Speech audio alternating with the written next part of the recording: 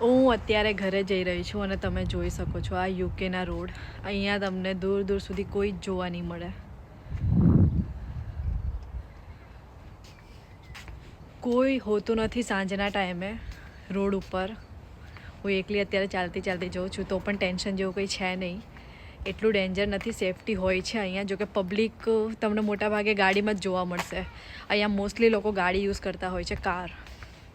આપણે જેવા લોકો ચાલતા ચાલતા જાય. હવે મારી ડ્યુટી ફિનિશ થઈ ગઈ છે. અહીંયા સમર સ્ટાર્ટ થઈ ગયું છે. અત્યારે રાતના 9 વાગ્યા છે પણ જુઓ કેટલું અજવાળું છે. રાતના 10 વાગ્યા સુધી અજવાળું રહે છે અહીંયા આગળ સમરમાં. તો સારું વેધર છે. બસ હું ચાલતી ચાલતી ઘરે જઉં છું. અને જો અત્યારે વિન્ટર હોત ને તો બપોરે 3 વાગ્યામાં અહીંયા અંધારું થઈ જાય છે. તો જો તમે લોકો યુકે આવવાનું વિચારતા હોય તો આ વિડીયો તમારા માટે છે. આમાં કમાવાની, મહેનત કરવાની તાકાત હોય, સ્ટ્રગલ કરી શકતા હોય, 12 કલાક કામ કરી શકતા હોય, ફ્રોઝન વસ્તુ ખાઈ શકતા હોય તો તમે આ કન્ટ્રીમાં શું ગમે તે કન્ટ્રીમાં ટકી જશો.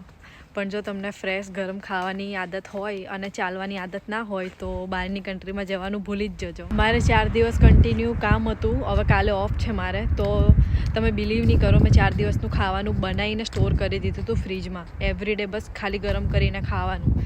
અહીંયા તમે ફ્રેશ ખાવાનું બનાવીને ખાઈ જ ના શકો. તમારી પાસે ટાઈમ જ ના હોય. હું અત્યારે એટલી થાકી ગઈ છું કે મારામાં છે ને ખાવાનું ગરમ કરવાની પણ તાકાત નથી અત્યારે.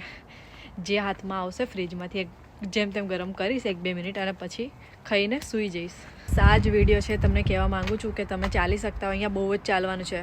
દિવસને 1-2 કલાક તો તમે આરામથી ચાલી કાઢશો.